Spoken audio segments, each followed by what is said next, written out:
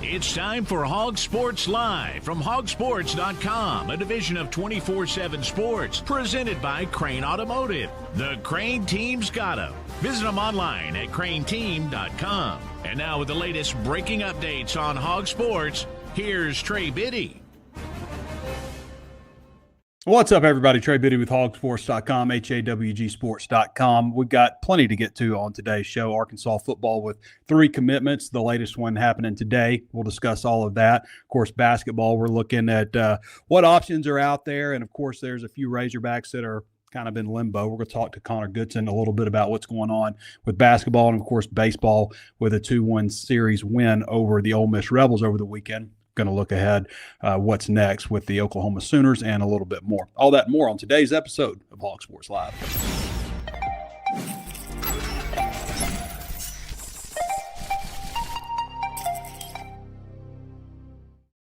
The Crain Automotive Team knows stretching your dollar is important. With prices at the pump, interest rates, and everything else, we focus on making your life more affordable by offering vehicles with the highest rated fuel economy and safety features, plus a large selection of crossover vehicles. We make it easy to get on the road with a vehicle that won't break the bank. We have a vehicle for every lifestyle and every budget. Come get one at one of our 17 statewide locations or visit crainteam.com today. Hawg Sports Live is driven by the Crain Automotive Team. You've done it. Now you're the Crain Cash Champ. You just won big with the Crain Team. Go ahead, soak it up. How could you not feel like a winner? You dominated with our low price guarantee, and you got way more for your trade. Plus, with statewide delivery on thousands of vehicles from 16 locations, and the fact that we'll beat any other dealer's price, we make our Kansans feel like champions every day. That's winning. That's the Crain Team. Visit crainteam.com. How could you not feel like a winner? Jeremiah Ditt feels like a winner. The Marion running back committed to Arkansas at 3:45 on Saturday. He had a lot of options out there: Arkansas, Auburn, Ole Miss. Ole Miss was thought to be kind of a big one for him. Miami, Vanderbilt, several others in addition to those. But picked Arkansas at 3:45. And here's what Gabe Brooks, who's a recruiting analyst for this territory, says. He's a hard running back who's also gotten valuable reps at receivers and the return game. Keeps pad level low and uses leg drive to regularly finish runs falling forward. Effective inside-outside runner whose economy of movement and balance help add yardage to interior touches. Often a one-speed runner who can enhance his speed chaining nuance to maximize a big play threat. More of a functional athlete in pads than a top-end burner, but junior track numbers show improvement in higher gear, projects to the P4 level as a possible higher volume option who could also be a factor in deeper position room that mixes and matches relative to personnel situation. Multi-sport athlete, also competes in track and field. So a nice get from what he was told by Arkansas staff, like he's their guy, their target. He's the number 2 ranked prospect in the state of Arkansas. 24/7 Sports ranks him the number 50 overall running back recruit in the country. Again, 5'9.5", 5'10", 190-pound addition for Arkansas, which Arkansas is starting to get rolling a little bit. Now, the most recent one, and we'll get to Mosley here in a second, but the most recent one is also for this most recent recruiting class. Jathan Hatch. I actually saw him. I was walking around football practice. When was that? Maybe a week before the spring game, and just kind of, all the recruits have a tag. I'll just kind of, glance over and maybe see who's there. And Jathan Hatch was one of them. He's a safety out of East Mississippi Community College, originally from Mississippi, 6'2", 190 pounds, also had Southern Miss, Troy, UNLV, UT Martin, but he will enroll and be a part of the 2026 football team. So I guess maybe, and they did appear to have a spot remaining based on my scholarship distribution, so this makes sense. But he also had, Hatch was the state of Mississippi's number 29 overall prospect in the class of 2024 when he signed with Louisville over Ole Miss, Kentucky, Cincinnati, Southern Miss, and Tulane. He was recruited by Eddie Hicks to Arkansas, who is also from Mississippi. So another addition for the secondary at safety. We've talked about the safety position being an area of unknown. I don't want to say concern just yet, but maybe it's concern because safety hasn't been good since, man, I can't even remember. It's been a while since safety has been good. It used to be like we talk about Arkansas as safety U. Hadn't been that lately. Darian Mosley is the other commitment. He's a 5'11", 185-pound wide receiver from Alabaster, Alabama at Thompson High School. He is for the class of 2027. He's rated highest on the 24/7 Sports composite ranking, which combines all the rankings, 491 nationally, 62 wide receiver, number 20 overall in Alabama.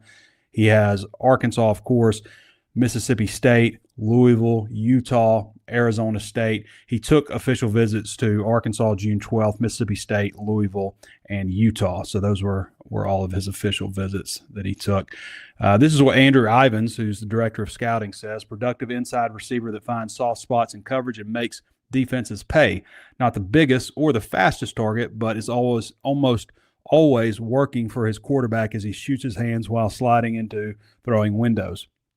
Can produce after the catch with his acceleration, power, and vision. Should be viewed as a potential trusted slot in a modern spread attack that can be a game changer with his football IQ and competitive drive. Also a multi-sport athlete.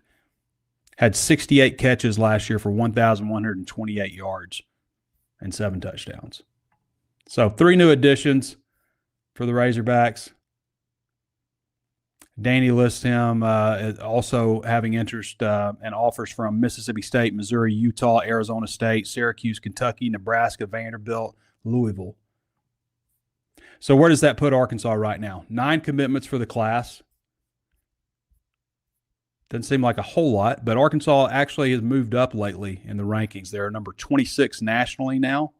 They are 8th in the SEC out of 16 teams, so right in the middle of the SEC right now. Again, 9 commitments. Nobody has – Oklahoma is leading the pace with 21 commitments so far, including 11 4-stars. But then after that, the next highest amount of commitments is Texas A&M with 13. And it's kind of interesting when you look at the rankings, they're basically by number of commitments. Texas A&M is second with 13, along with Kentucky. Florida is 4th with 10. Texas is 5th with 10.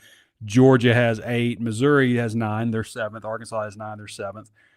Tennessee with 7. Mississippi State with 7. LSU with 5. Ole Miss with 8. So Ole Miss it's an interesting spot for Ole Miss to be 8th. Well, they have 4 4-star commitments, but they are. I guess because they only have 6 totals. They have a couple of guys that are unranked. That's why. Alabama 13th with 5, Auburn 5, South Carolina 6, Vanderbilt 4. That's your top 16 right now. So it is very largely based on the number of commitments that each of those teams have right now. Odefe Oruru is the highest ranked commit in the class, 6'6", 310 from Jenks, Oklahoma. He's also the only 4-star in the class. Jeremiah Dent now is the second highest rated commitment in the class. So remember, Jathan Hatch does not count with that group. He is a 2026 class guy.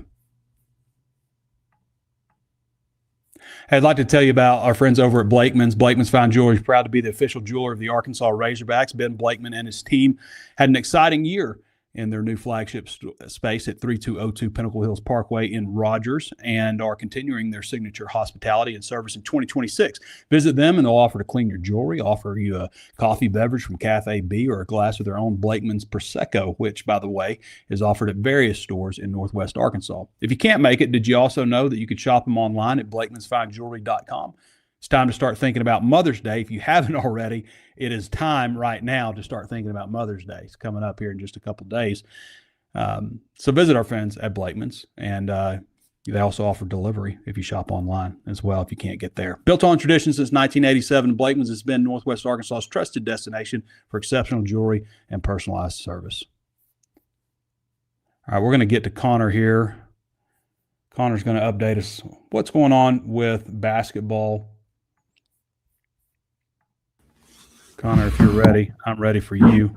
Connor, how's it going? I can't complain, Trey. It was a pretty quiet weekend, all things considered. And, just could be here a while with this Arkansas basketball roster getting wrapped up.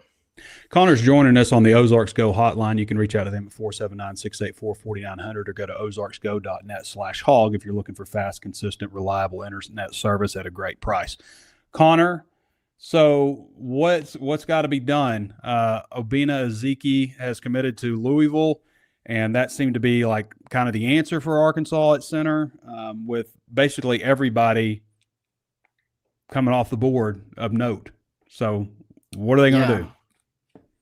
The pickings are slim right now for Arkansas, and I know for a fact that this was not the plan to make it to May without having someone on the board at the 5 spot. I know for a fact that's not the plan, and they're not necessarily in scramble mode, but you're probably going to have to get creative here, and whether that's looking overseas at the vast amount of people that are over there, the available options over there. Maybe you get a little bit more creative and just look at adding a guy like a Micah Handlockton, who is waiting on a waiver. Obviously, we talked about Malik Ewan and his waiver potential there. You just don't know. And I do know that a guy like Micah Handlockton, obviously he's had meetings with the staff. He's been in contact with the staff. They really like him as that centerpiece kind of 5-man who has SEC experience. But you're still waiting on a waiver. You don't know what the NCAA is going to be able to do and what their mind is going to, whether they're going to pass and accept his waiver decision, or if they're going to, wake up one day and say, you know what, never mind. So I think that you're just kind of in limbo, seeing if, one, are they going to be able to get some clarity on these waivers, before you get guys on campus, because you never know it could drag out all the way to the fall. Or do you just go ahead and pull the trigger on maybe an international big? A guy like Obina Ezeki was kind of their pivot. Like, okay, we missed out on the top 30 bigs. Now you kind of pivot to a guy who's going to have to reclass, and he doesn't end up going to Arkansas. And so now you're just kind of left. There's very slim pickings. And if I had to bet right now, their best chance at getting a competitive 5 is probably a guy like Handlockton getting his waiver situation. Tell us a little bit more about him. Yeah, so Micah Handlockton played at Florida, 7'1", 260. He's a guy that kind of he was kind of on the foray. He never really cracked being one of those main bigs like the Chinyalus, the Alex Condons, the Thomas Houts. But he was a really, really good, like, just kind of off the bench guy. And what he does is he excels at controlling the glass. He has one of the best offensive rebounding rates in the country. And he's physical. Like, when guys get into the lane, like, they're going to feel it, and he's going to make his presence felt. And so he kind of just excels at his role. And he's one of those guys that knows what he does well, knows what he doesn't. And he's able to go in there and give you, he was able to give Florida 20 minutes a game, 15, 20 minutes a game, and be one of those key cogs in a team that was able to win the national championship last year. So I think you come into Arkansas and probably be looking to get a bigger role. But one of the deals was that he obviously, I believe he broke his leg or hurt his leg and missed the majority of the season. And then he was going to just sit out and use that as his redshirt year, but he decided to come back for the postseason and help Florida kind of go on this run and end up winning the championship. And so that's what his kind of case is against to get this waiver, is that, hey, I missed all of the regular season and I only came back for this handful of games and I played sparingly, in this championship run. I was kind of sacrificing that to kind of win a championship. And I believe he only played like 16 games or something towards the end of the season. So I think that he's got a decent case, but you just don't know. You don't know what the NCAA is going to do. So you're just kind of up in the air. And if you don't get a guy like him, man, I don't really know. You go overseas and there's so many different options, but don't we want to see Malik Ewan come back at this point? At this point, that would be a win. And I know that a lot of people, we've had our issues and talked about our issues with Malik Ewan. At this point, if you can get Malik Ewan the version that you got towards the end of last season, 10 out of 10 times I would take him on my team. But it's just, is he going to be able to harness that and do it? But you look at all the other options. If Malik Ewan jumped or he is in the portal, but you look at all the options, he's a top 30 guy. He's a top 30 talent based on his career and what he gives you, and all the other options that you look out there, they're not perfect. Like, you're not going to go find a bona fide All-American right now. And so I think that you kind of, the time for being really, really picky, you're kind of past that. You're left with what you're left with. And I think that a guy like Ewan, you look at that, that's a pretty good option. What's he ranked right now in the transfer portal? I haven't seen a ranking. Last year, he was 106 overall. Yeah, he was like the 11th overall center, I think, when he committed to Arkansas. I don't have an update. Why are we in this spot right now? Yeah, well, there's a number of reasons why Arkansas is in this. I think when initially this process started, Calipari has a way he's going to do things, and he is kind of set in his ways to where he does not want to get in bidding wars. He's not going to go out and pay the first guy that he's interested in $5 million. Like, he's not going to go get a Flory Badungo or a Santo Cyril and pay 4.5 or 5, whatever their asking price is. He wants guys that are going to come play for Arkansas and play for him and do that. And I think right now, where Arkansas is at, it was a combination of guys just getting bidding wars, the market for bigs just getting outrageous, and Calipari just not really having a good plan of attack on how to, okay, well, if we're not going to get this guy, we really need to hone in on getting these people and being willing to kind of go there. And I think that you saw them kind of get behind the 8 ball a little early, and some of these battles that they got into, they kind of got late, they were late to the party and in some cases. So I think that going forward, you kind of either need some help from some of these rules getting changed to where, there is a limit on what some of these guys make, which I don't think that's going to happen. But or you need, Calipari to maybe shift how he approaches the portal going forward, because I can tell you from talking to people in the building, this was not the plan. They did not plan to make it to May without a big man. And I think that you saw once they had those first few options didn't work out, it was kind of scramble mode, and they were late to the party on some others. And as we sit here now in May, they have kind of dropped the ball when it comes to the 5 spot, which is really, really frustrating. Does Samito have any kind of future as a realistic contributor? Man, he's got so much potential, but I just don't, from the limited, time. Literally have never seen him play. Yeah. From the limited film that he has, he's just a guy that it's like, he's got potential. You see the vision, but it's like, he missed all of last season with injuries pretty much. Like, he didn't get the early in the season when they were doing scrimmages and really going at each other before the season started. Like, he missed all of that with injury. So he was really behind the 8 ball. And if you're looking at developing a guy, those reps in the gym are really, really important. So he just doesn't have that experience. And from talking with people that are in the building, it's like, they just don't know how he was going to react in certain situations. Like, you need that experience, that game situation to make decisions on the fly and have that experience of like just being in the moment and banging and beating and see if your body can hold up. And so he needs to add muscle, but he also just needs to add experience in game situations. And I think that that's what's going to tell us whether he's able to eventually be a high major contributor, or if he's a guy that maybe tops out somewhere that's not Arkansas. And so I think that's the question right now. I struggle to put him into that real rotation right now until I can see a little bit more from him. Connor Goodson joining us. You can follow him at Connor Goodson on X and read all of his content at HawgSports.com, HAWGsports.com. So, I mean, that's just seems to be the question. I mean, there's nothing else really that they're efforting towards as far as, I mean, well, let's talk about this because there are some more things. There's Malik Thomas. There's Billy Richmond, and we talked about Malik Ewan, obviously, but where do things stand with those two guys? And you had 4 Razorbacks also. I want to talk about this. 4 Razorbacks invited to the pre-draft combine. Yeah, that was really cool to see. I think they were tied with Arizona and Houston as the most prospects in the getting invited to the combine this year. Acuff in Brazil obviously joined Thomas and Richmond.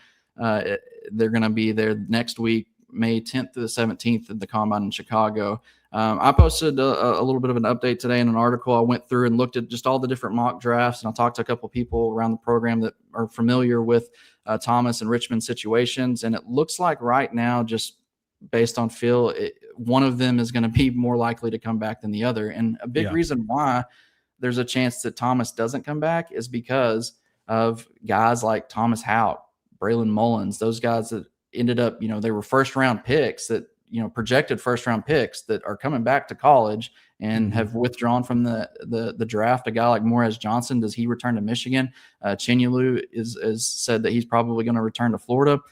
So those guys that come off the board, Malik Thomas's draft stock, he's already a borderline first-round pick. So you take out 4 or 5 guys, that kind of vaults him up into that late first round, early second round. And so the confidence is kind of waning a little bit on, it's not nearly as confident that he's going to be coming back for another year as it was earlier in the season. Obviously, Billy Richmond, he's shown up on a couple mock drafts, but you don't really know with him. Is he going to be able to wow the scouts enough to get that first round feedback? I don't know. You're pretty confident that he'll probably be back. But if I was a betting man right now, I don't know how good the odds are that we'll see Malik Thomas again in an Arkansas jersey. Yeah, that's disappointing, but also good for, if he's going to be a first round pick, it makes sense. But hell, Connor, at the same time, these guys make more money in college now than they do the NBA in some cases, in a lot of cases. If you're going to be a back end 29th pick overall, you could possibly make more money at Arkansas.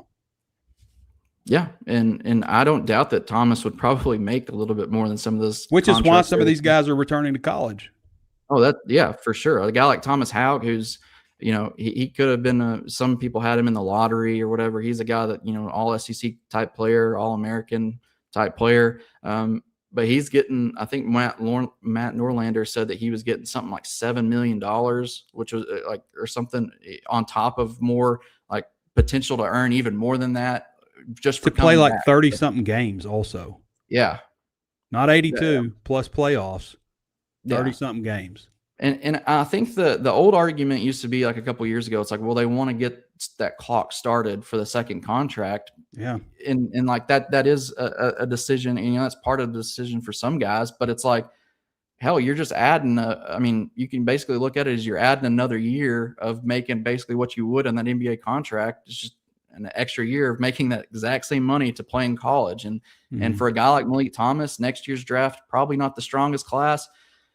If you came back and you get paid well, you could also vault yourself up into a top 10 pick potentially. So I think that that's really tantalizing. And I think that if I'm an Arkansas fan holding out hope that Thomas comes back, that's what I'm holding on to, is just that he could really, really make a name for himself next season and make even more money being a top 10, potentially top 5 pick in a weak draft class.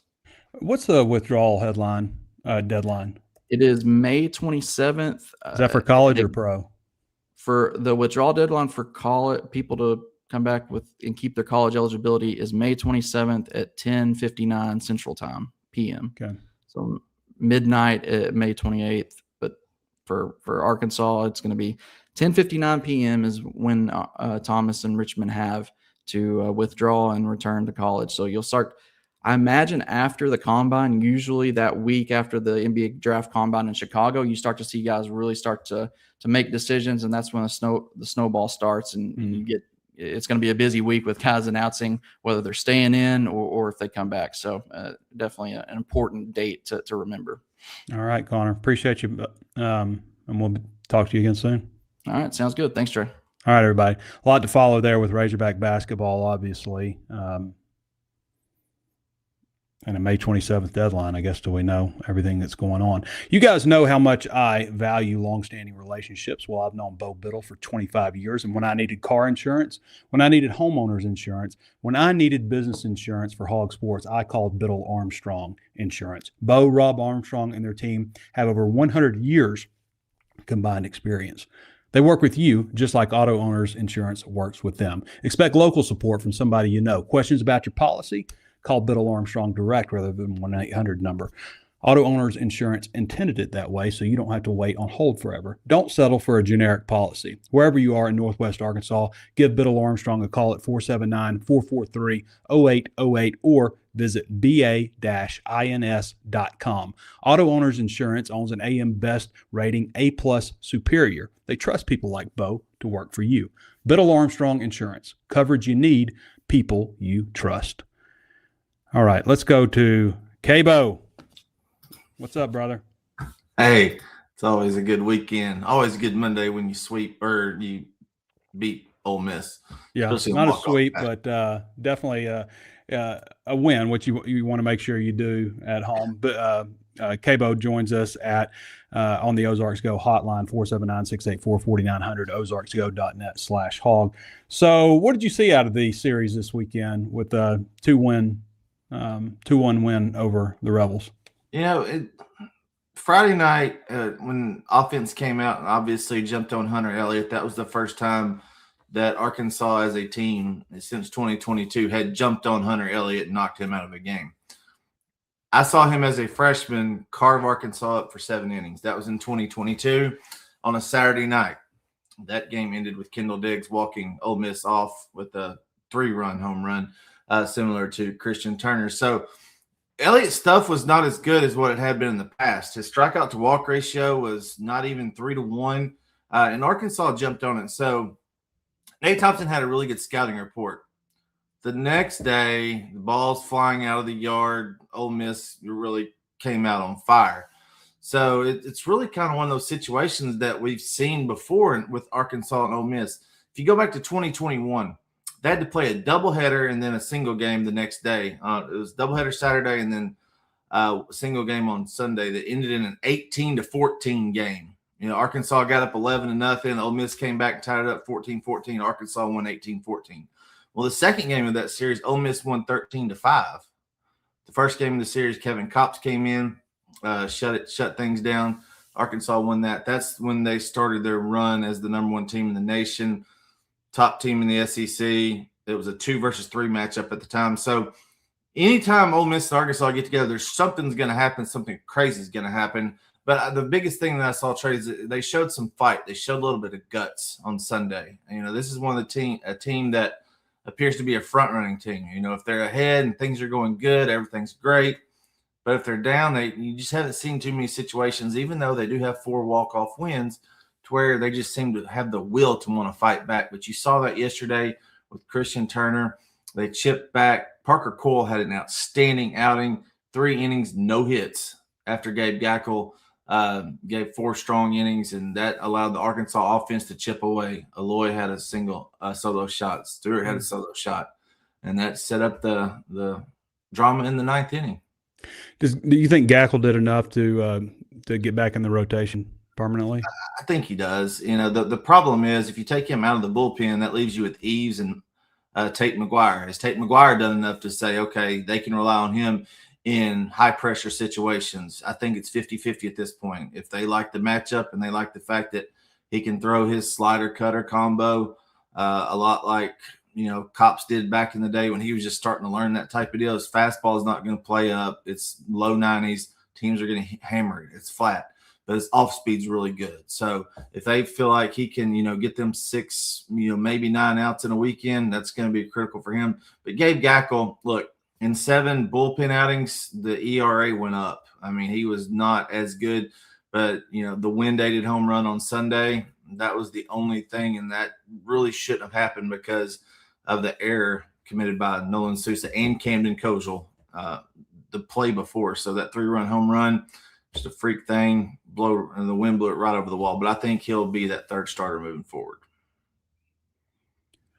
Aloy, since the Alabama weekend, has kind of been a different player. What are your thoughts?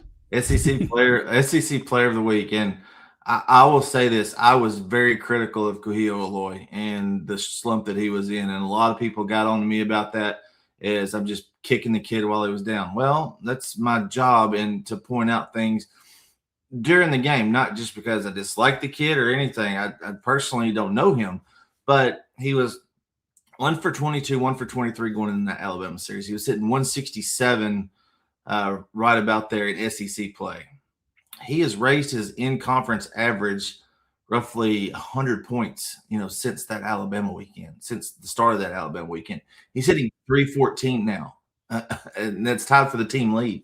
So the ability for him to cover the outside corner, and Nate Thompson talks about players getting in their legs more. Aloy's stance is really upright like his brother's was his first year on campus. And he's been in his legs a lot more. He's been able to cover that outside corner. He's letting the ball travel, get a little deeper in the zone, and taking it to the opposite field. Started calling him backside Aloy on Friday night on the message board just because he was hitting everything to the right side. His walk-off double was a double down the right field line. That's something you didn't see from him 3 weeks ago. So him to be able to hit the ball at all parts of the field, he's getting on plane better, Trey. That's the biggest thing. He was just hitting balls into the dirt 110 miles an hour. Now he's getting on plane. That bat path is staying in the zone longer. He evident by the 469-foot home run. That was 117 off the bat. The one he hit to center field was 115 off the bat at a 16-degree launch angle. It's one of the lowest home runs I've ever seen hit over center field at Baum-Walker Stadium. 3 home runs over the weekend, which brings him to 8. He only had 5 before that. So, yeah, pretty big. Pretty big for him. We always talk about Arkansas's chances of hosting. The door's still cracked open a little bit. Yeah, and it's not totally up to them either. I mean, they can win, if they go 6-0, they get to 19-11. It's hard to keep a 19-11 team out of hosting in the NCAAs as a top 16 team. The magic number to get to is 18 because that seems to be the number that people have said over the past 9 years, that they've gotten to. There's only been one other team that's done that, and that's LSU back in the Skip Bertman era. So, yeah, it's still open, but I don't think they really needed to get a sweep, at Missouri and then win 2 of the next 3. But, hey, if they sweep Oklahoma, Oklahoma's not playing as good of late. Kentucky's been struggling a little bit. That may help their RPI out, but teams like Arkansas State losing to Old Dominion on the road this weekend really didn't help out. If they would have swept Ole Miss, that would have helped them out a little bit, but we'll see. They're not going to get Carson Wiggins back. Dave Van Horn announced that at the Swatters Club today. That's kind of breaking news. Even though he is 100% healthy, Coach Van Horn says they do not want him to pitch, and he's not happy about it. He wants him to pitch and do something for the university because that's what he signed up for, but it looks like the Wiggins camp is looking, big picture here, and they're getting ready for the draft. So Carson Wiggins' career at the University of Arkansas is effectively over with. That's tough news. Yeah. For Arkansas there.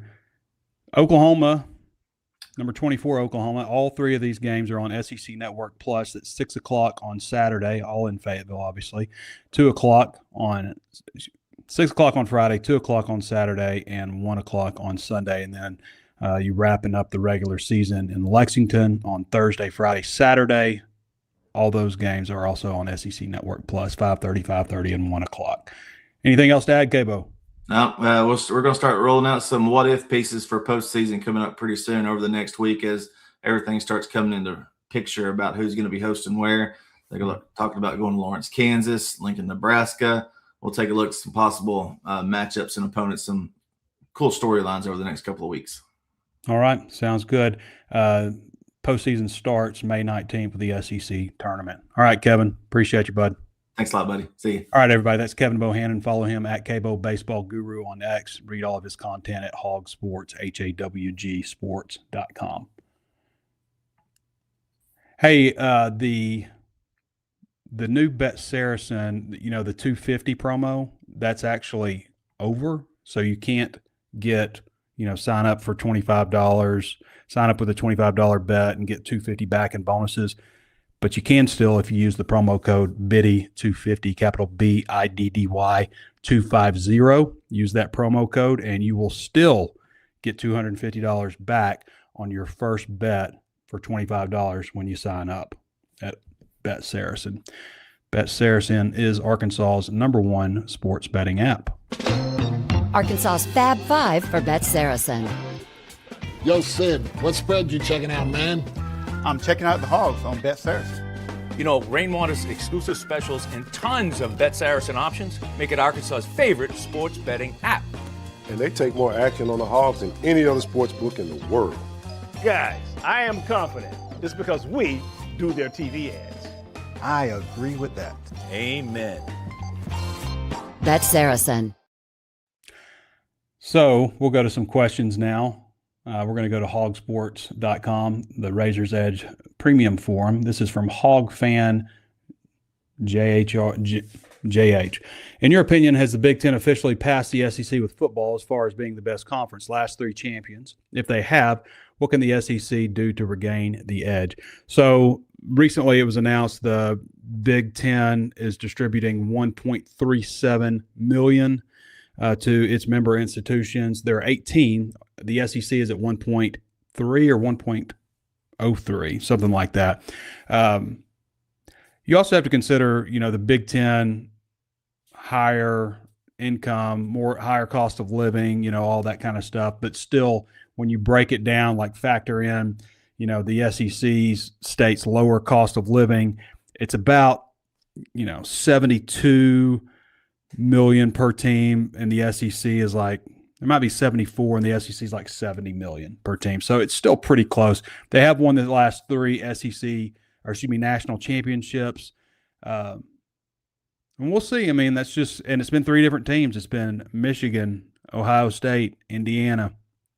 I mean, they're on a good run. The SEC for a long, long time dominated college football and won one national championship over, after another. And it's just it's turned a little bit. And a lot of that is NIL and money, obviously. So, no, I don't think that the SEC is going to. I don't think we're going to look at it and say, "Well, the SEC, lost another one or didn't make another championship game and stuff." I think that eventually that'll change.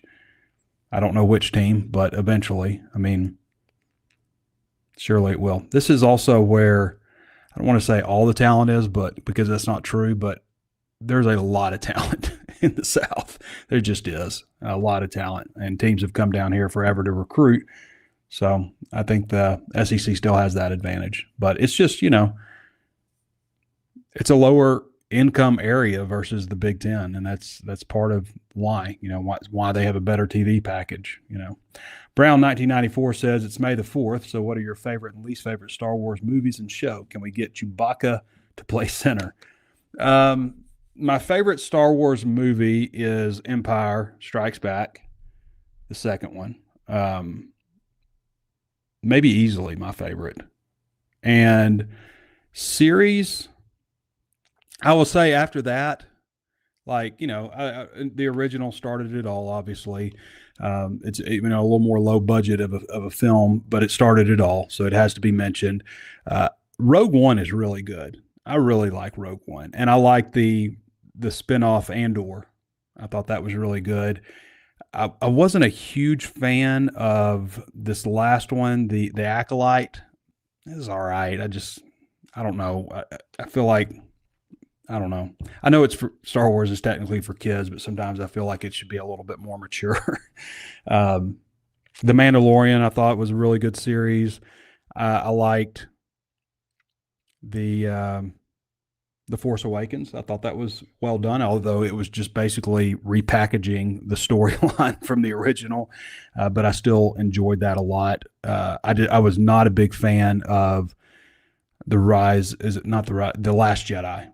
I didn't like the name of the film. I didn't like Luke Skywalker drinking green milk out of that walrus thing. I didn't like the way Luke Skywalker was portrayed the whole time. I was disappointed in that one. So yeah, I think that pretty much covers it. I don't think that there's anything that I haven't seen that's Star Wars aside from like some of the cartoons. I don't really watch the cartoons. May the 4th be with you, though. Raw Hog says, do you know how close we were to hiring Golish? Where was Silverfield in the pecking order of coaches you think Hunter wanted to hire? Yes, they were. That was happening.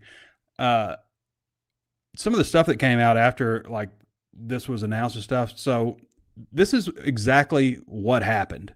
Okay. Golish was 1 and Kane Womack was supposed to be 2. Okay. But Golish, that deal was basically done in, verbally done. It was so when Florida missed out on Lane Kiffin, they turned their attention to John Sumrall. Okay. Sumrall was pretty well locked in at Auburn the way that Golish was locked in at Arkansas. Locked in, quote marks. So when Florida turned their attention to Sumrall, things kind of got dicey. They're like, suddenly, like, his representation is kind of like, well, we got some questions about this. And then, the thought was like, hey, I thought this was done. So when that happened and it became apparent that he was heading to Florida, Auburn turned their attention to Golish. And, Auburn's just got it's set up more for success. Now the expectations are at a ridiculously high level at Auburn for what they've accomplished and stuff, but they do have more resources, I guess, than Arkansas does, and Golish took that opportunity. Womack was right there in the mix. I think what it came down to was the idea of having a guy who was a sitting head coach, and maybe some powers that be kind of steered things a different direction. But Kane Womack was absolutely right there in the mix at the very end, and at least on, I believe, Yurichek's list was number 2 until, maybe there was some pressure one way or the other. And then it ended up with Silverfield.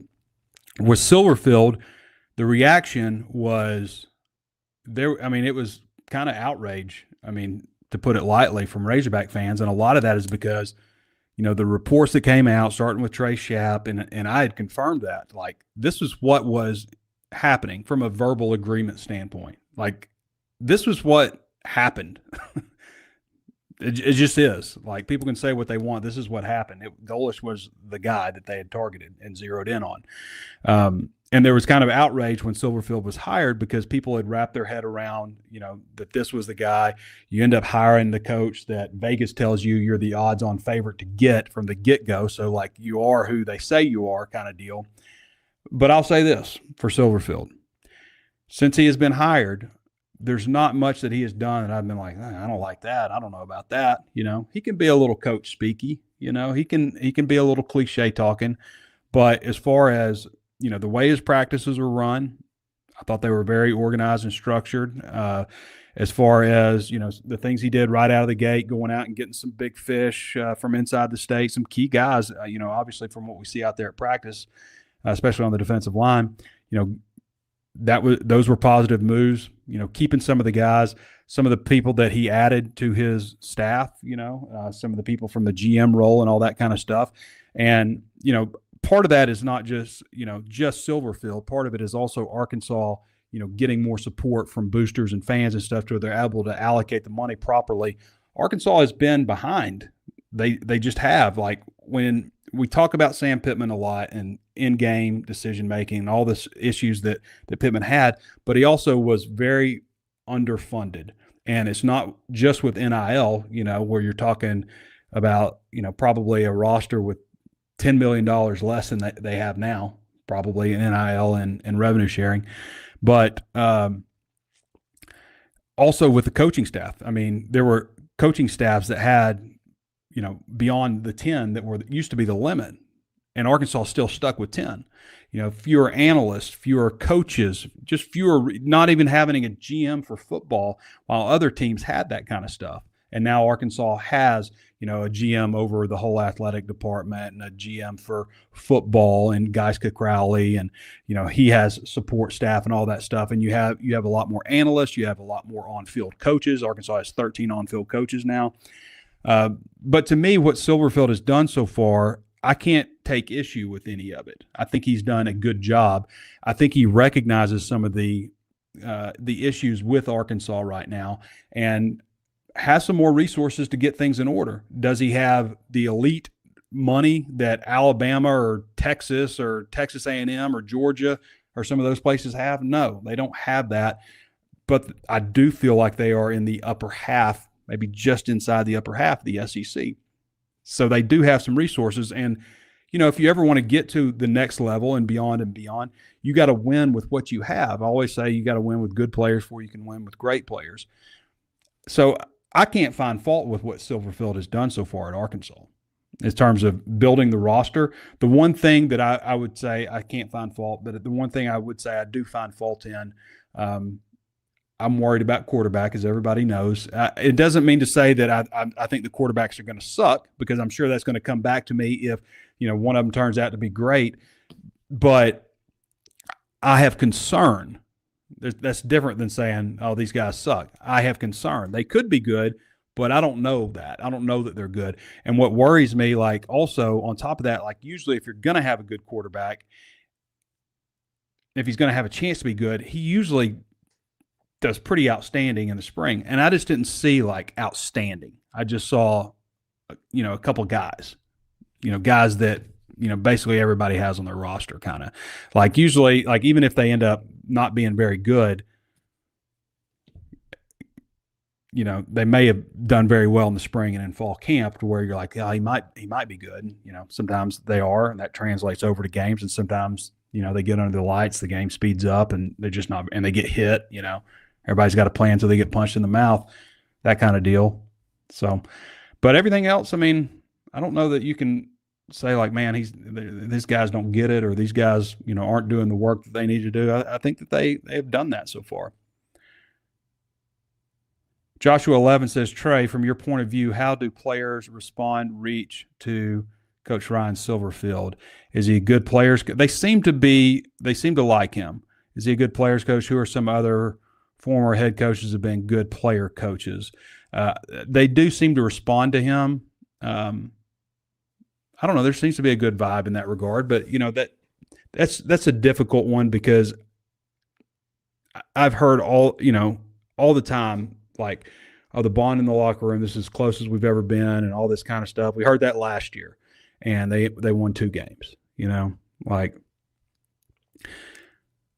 the areas where Arkansas has to do well is they cannot turn the ball over. They spend a lot of time working on working on turnovers.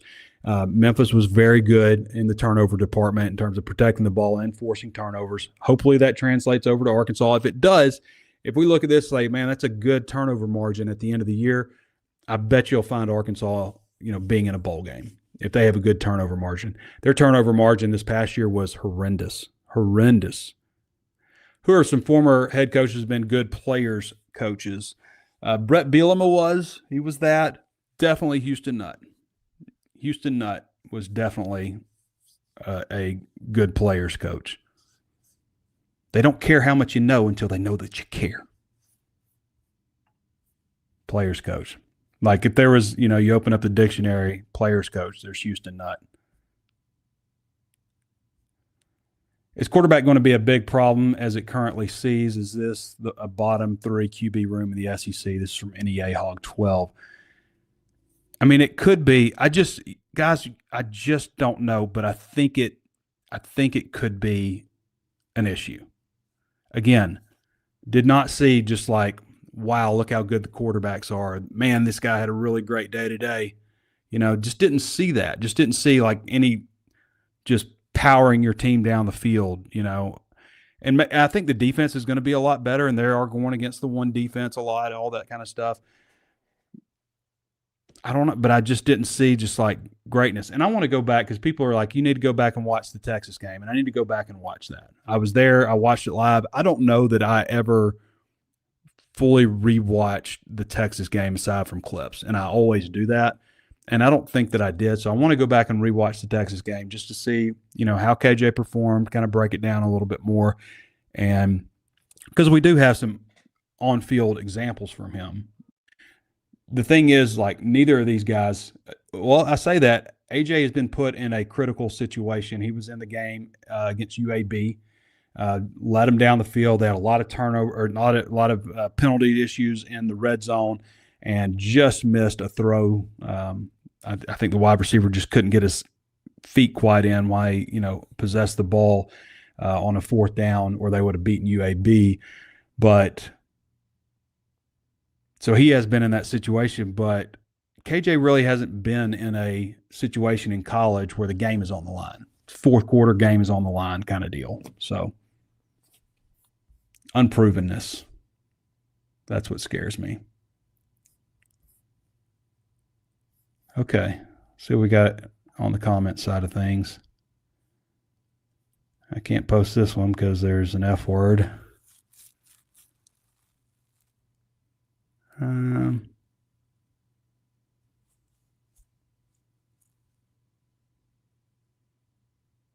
not sure what you're saying, Savage. Heel?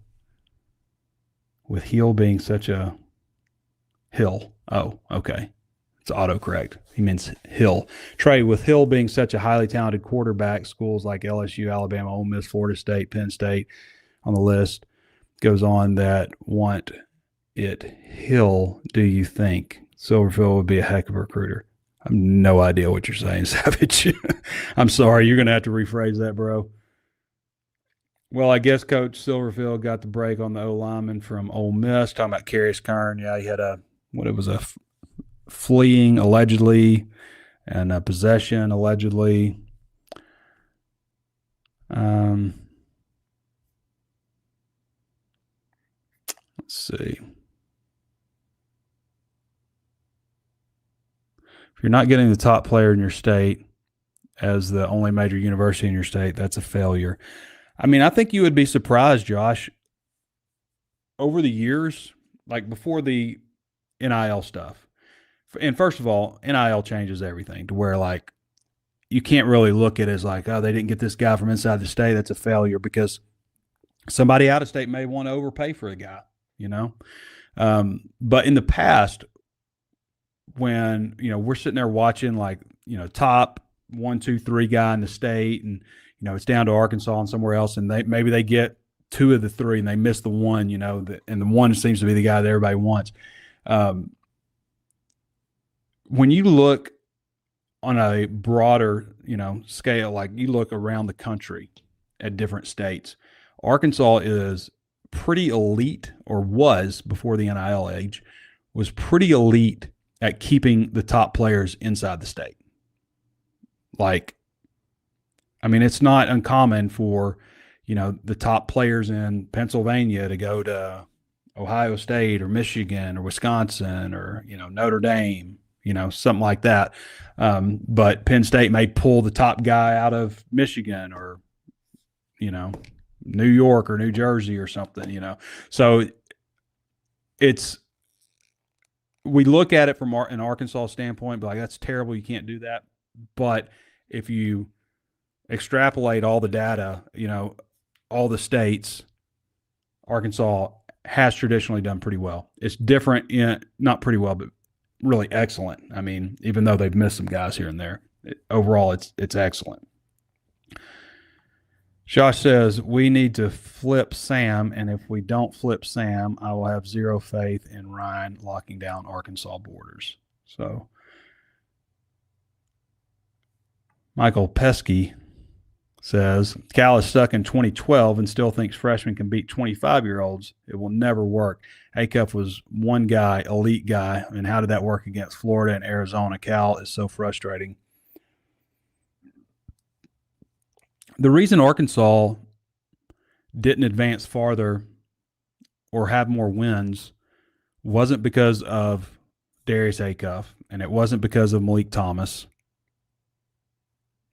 You know, it was because they didn't have a big man. They didn't have a veteran big man. But if you look, I mean, look at the NBA draft. Like, who are the top projected guys? Looks like a lot of freshmen to me. I mean, so if Arkansas had Carlos Boozer on last year's team, would they have been good? Yeah, I think so. I think they would have probably had a chance to win it all if they had that one more player who was, by the way, freshman. Leslie Byram, 8934. Cal's always going to take talent over experience.